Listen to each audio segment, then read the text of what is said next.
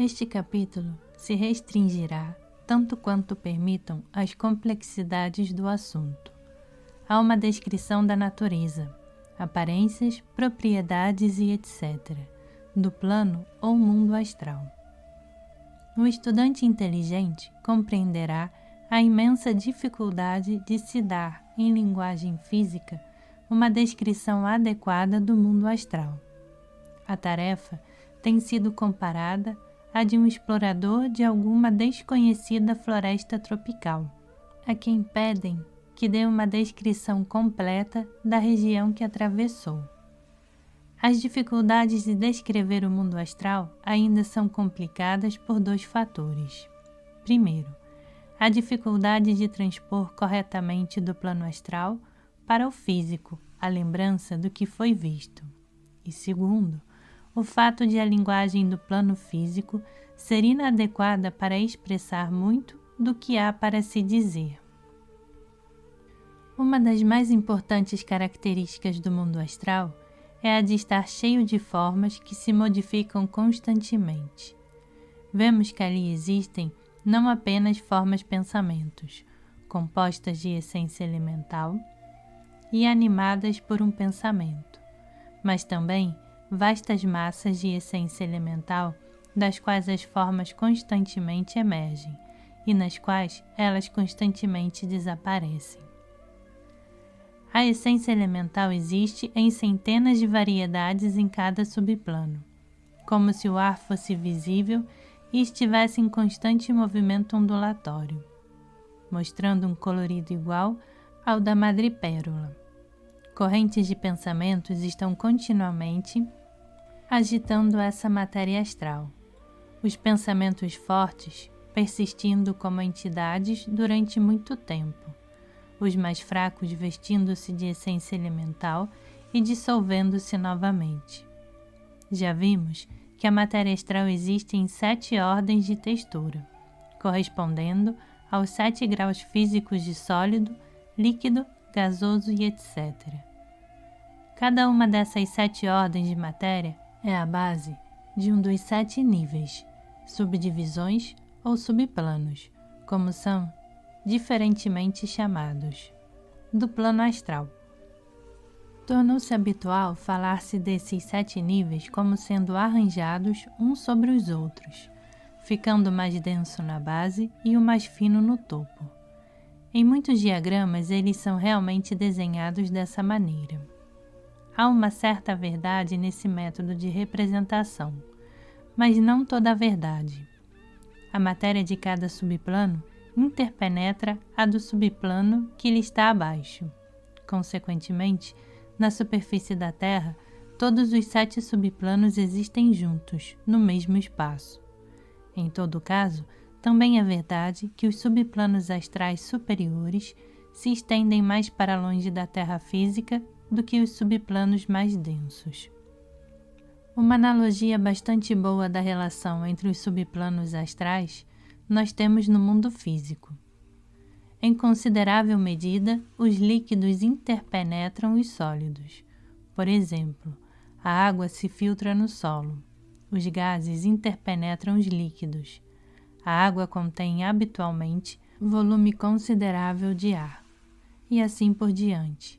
Não obstante, é substancialmente verdadeiro que o volume maior de água está nos mares, nos rios e etc., acima da terra sólida. Desta maneira, o volume maior da matéria gasosa fica acima da superfície da água e vai muito mais além no espaço do que o sólido e o líquido. O mesmo acontece com a matéria astral. Positivamente, a mais densa agregação de matéria astral está dentro dos limites da esfera física. Nessa conexão, devemos notar que a matéria astral obedece às mesmas leis gerais que regem a matéria física e gravita em direção do centro da Terra. O 7º, ou mais baixo subplano astral, penetra até certa distância no interior da Terra, de forma que as entidades que nele vivem podem encontrar-se realmente dentro da crosta terrestre. O sexto subplano é parcialmente coincidente com a superfície da Terra. O terceiro subplano, aquele que os espíritas chamam Terra de Verão, estende-se por muitas milhas acima na atmosfera. O limite externo do mundo astral estende-se aproximadamente até a distante média da órbita lunar, de forma que, quando do perigeu, os planos astrais da Terra e da Lua habitualmente se tocam, mas não no apogeu.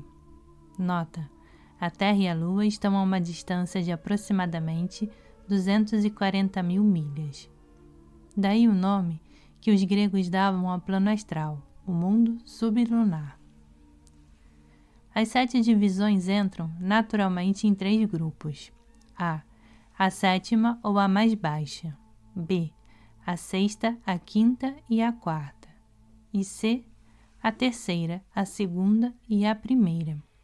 A diferença entre os membros de um grupo pode ser comparada à que existe entre 2 sólidos, por exemplo, aço e areia, e a diferença entre os grupos pode ser comparada à que existe entre um sólido e um líquido. O subplano 7 tem o mundo físico como seu ambiente, embora apenas uma visão parcial e distorcida dele possa ser vista, já que tudo quanto é luminoso, bom e belo, parece invisível. Há 400 anos, o escriba Ani descreveu-o assim, num papiro egípcio: que tipo de lugar é esse ao qual cheguei? Não tem água, não tem ar, é profundo, insondável, mais negro do que a mais negra noite, e os homens perambulam, desamparadamente, por ele. Neste lugar um homem não pode viver com um coração tranquilo.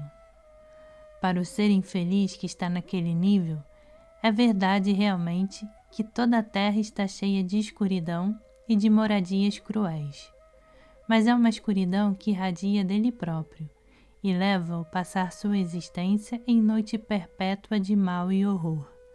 Um inferno muito real, embora, como todos os outros infernos, seja inteiramente uma criação do homem. A maioria dos estudantes considera a pesquisa nessa seção como tarefa extremamente desagradável, pois ali parece haver uma sensação de densidade e de grosseiro materialismo, que é indescritivelmente repulsiva para o corpo astral liberado, dando a impressão de que o caminho é feito forçadamente, através de fluido negro, viscoso, enquanto os habitantes e as influências ali encontradas também se mostram inexcedivelmente indesejáveis. O homem comum, decente, pouco encontraria para se deter, provavelmente no 7º subplano, sendo os alcoólatras, os sensuais, os criminosos violentos e outros assim, as únicas pessoas que acordam normalmente naquele subplano, pois são aquelas tomadas de desejos grosseiros e brutais. Os subplanos 6, 5 e 4 têm por ambiente o mundo físico com o qual estamos familiarizados. A vida no número 6 é como a vida física habitual, com o corpo e suas necessidades a menos. Os números 5 e 4 são menos materiais e mais afastados do mundo inferior e seus interesses.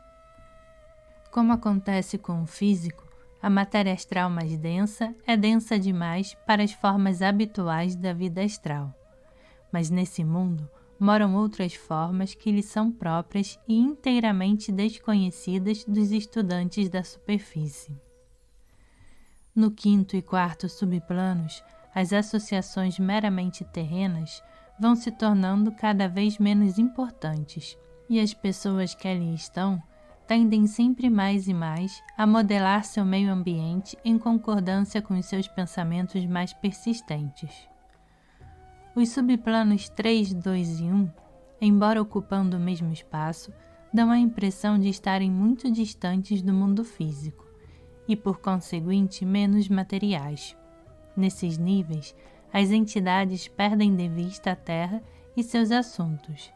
Ficam, habitualmente, profundamente absorvidas em si mesmas e criam, em grande parte, seu próprio ambiente, embora este seja suficientemente objetivo para ser percebido por outras entidades. Assim, estão pouco alertas para as realidades do plano, mas vivem em cidades imaginadas por elas próprias, em parte criando-as com seus pensamentos, em parte herdando e acrescentando algo às estruturas criadas pelos seus predecessores.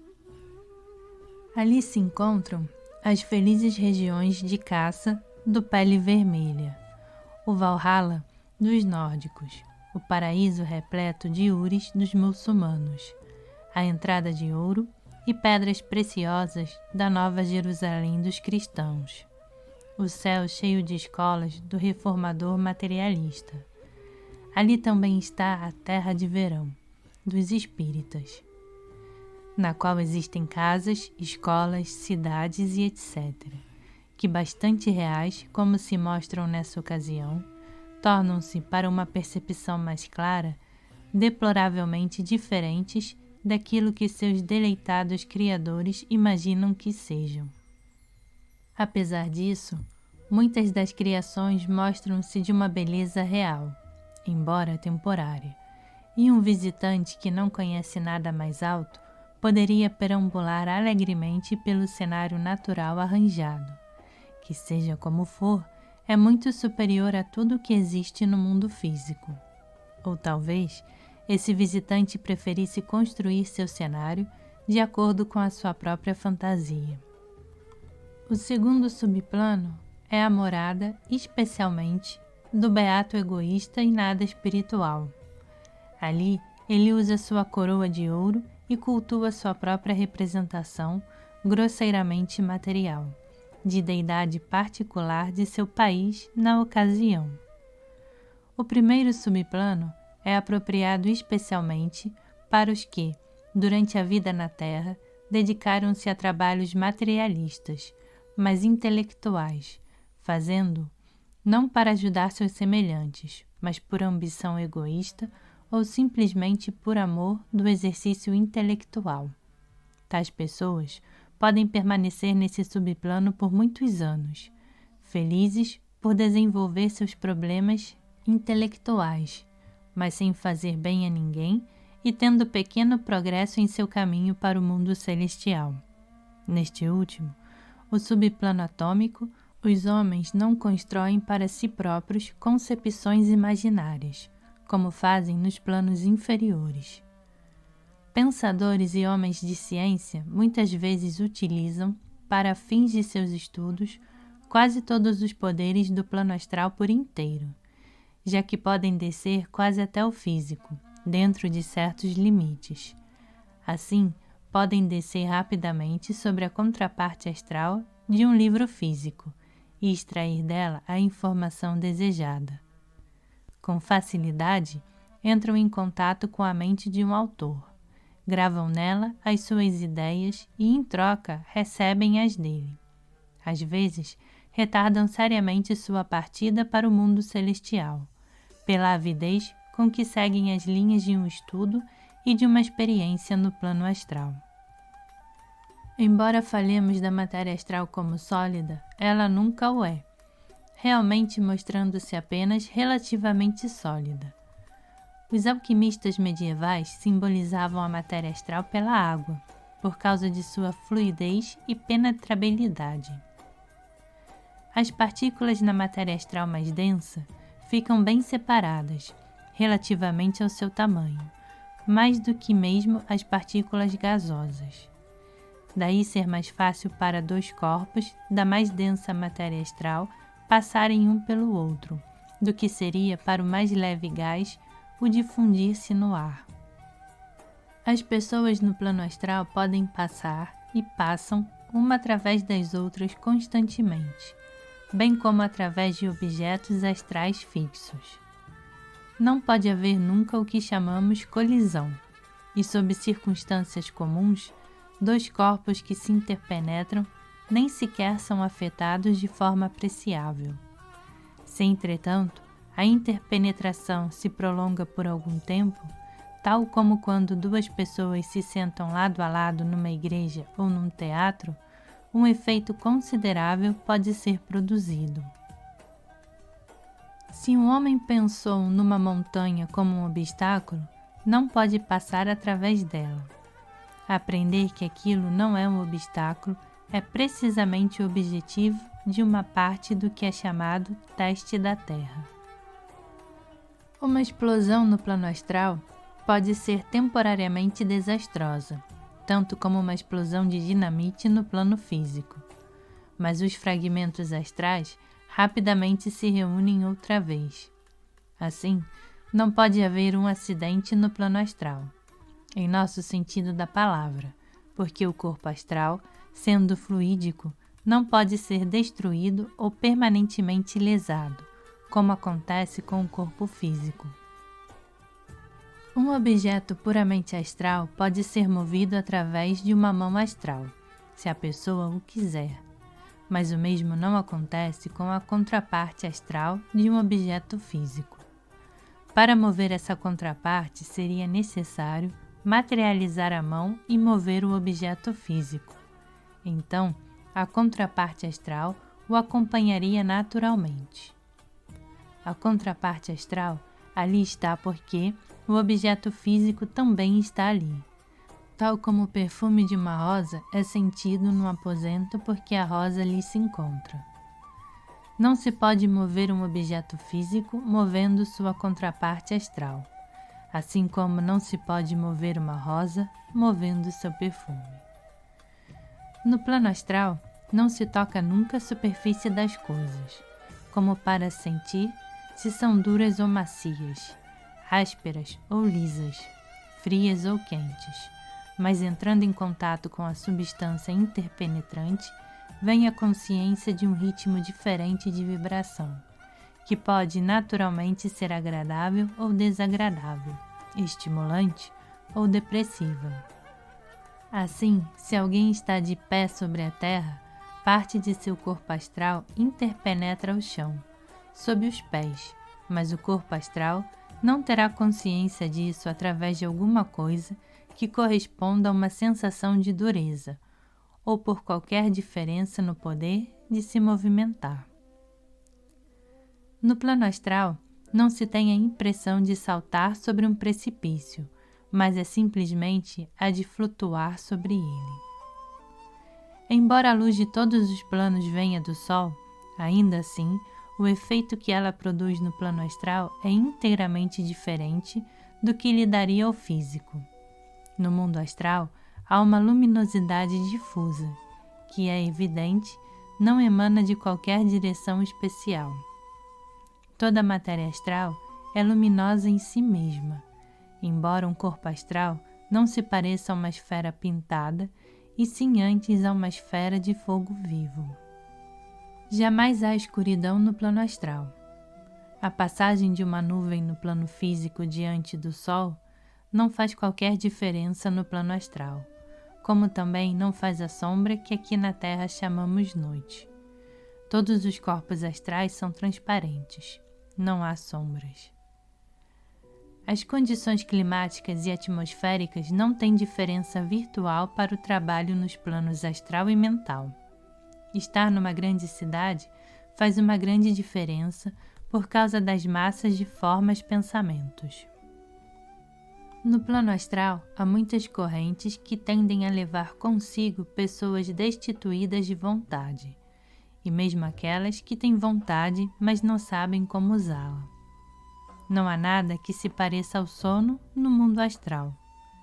É possível esquecer, no plano astral, da mesma forma como é possível no físico. Talvez seja ainda mais fácil esquecer no plano astral do que no físico, porque aquele mundo é muito movimentado e populoso.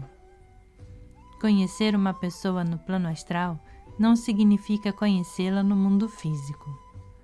O plano astral tem sido chamado com frequência o reino da ilusão, não porque em si próprio seja mais ilusório do que o mundo físico, mas por causa da extrema insegurança que causam impressões trazidas de lá por videntes não treinados.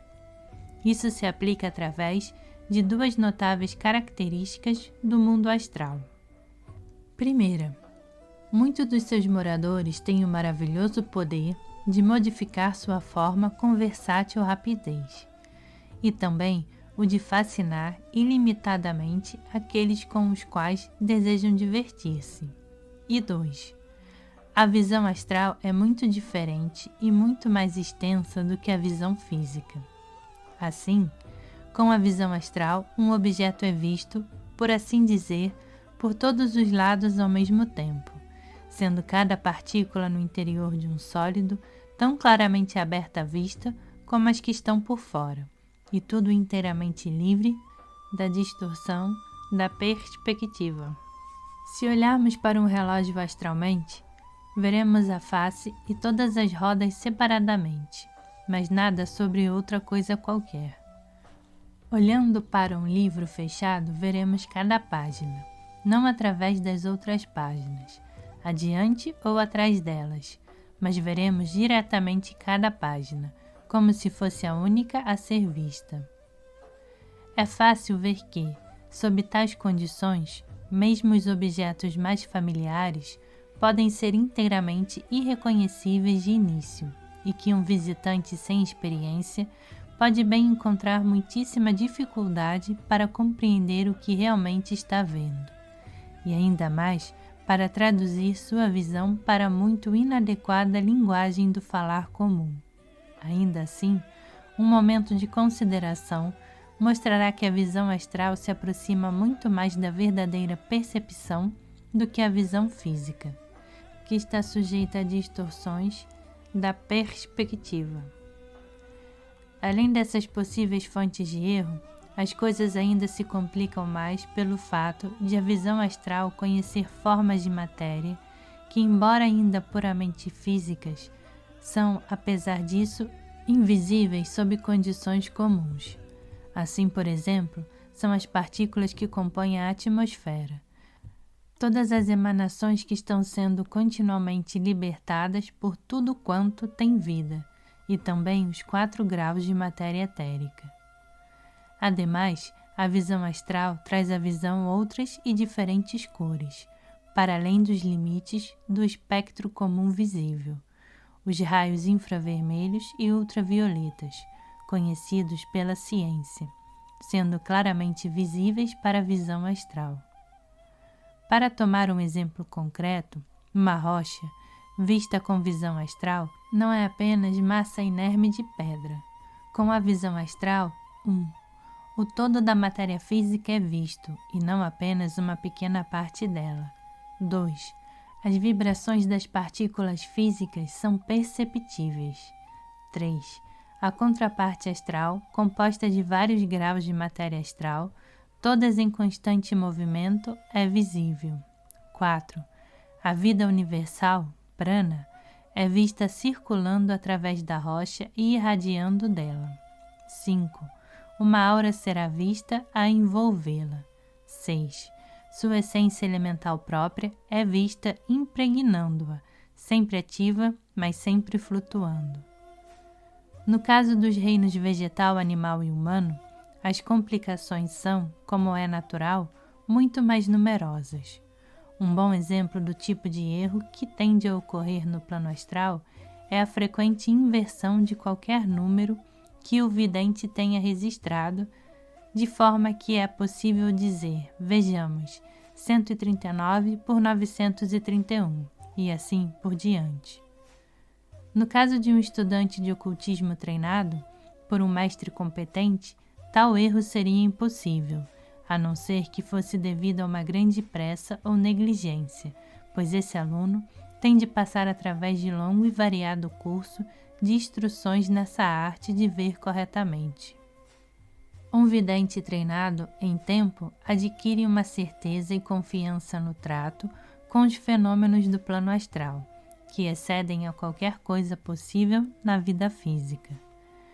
É um grande erro falar com desprezo do plano astral e pensar que ele é indigno de atenção. Seria natural e certamente bastante desastroso para qualquer estudante negligenciar seu desenvolvimento maior e ficar satisfeito com ter atingido a consciência astral. Em alguns casos, é realmente possível desenvolver primeiro as mais altas faculdades mentais, ultrapassando o plano astral por um tempo, por assim dizer. Mas esse não é o método habitual adotado pelos mestres da sabedoria, com seus discípulos. Para a maioria, o progresso aos saltos não é possível. Será necessário, portanto, proceder vagarosamente, passo por passo. Na voz do silêncio fala-se em 3 vestíbulos. O primeiro, o da ignorância, é o plano físico. O segundo, o vestíbulo do aprendizado, e é o plano astral, assim chamado porque a abertura dos chakras astrais revela tanto mais do que é visível no plano físico que o homem sente estar mais perto da realidade das coisas. Ainda assim, ali é um lugar de aprendizado probatório. Mais real ainda é o conhecimento preciso que ele adquire no vestíbulo da sabedoria, que é o plano mental. Uma parte importante do cenário do plano astral consiste daquilo que erradamente, mas com frequência, é chamado registros da luz astral. Esses registros, que na verdade são uma espécie de materialização da memória divina, uma representação fotográfica viva de tudo que já aconteceu, são real e permanentemente impressos sobre um nível muito mais alto e só se refletem de forma mais ou menos espasmódica no plano astral. Assim, alguém cujo poder de visão não vai além disso só poderá obter quadros ocasionais e desconexos do passado, em lugar de uma narrativa coerente. Sem embargo, esses quadros refletidos de toda espécie de eventos pretéritos estão sendo constantemente reproduzidos no mundo astral e formam parte importante daquilo que ali rodeia o investigador. A comunicação no plano astral é limitada pelo conhecimento da entidade, tal como é no mundo físico. Quem tem possibilidade de usar o corpo mental pode comunicar seus pensamentos às entidades humanas que ali estão, mais facilmente e mais rapidamente do que na Terra, por meio de impressões mentais. Os moradores comuns do plano astral não estão habitualmente capacitados para exercer esse poder. Parecem restringidos por limitações similares àquelas que prevalecem na Terra, embora talvez menos rígidas. Consequentemente, tal como foi anteriormente mencionado, são encontrados ali, tal como aqui, em grupos que se reuniram pelas simpatias, crenças e linguagem comum.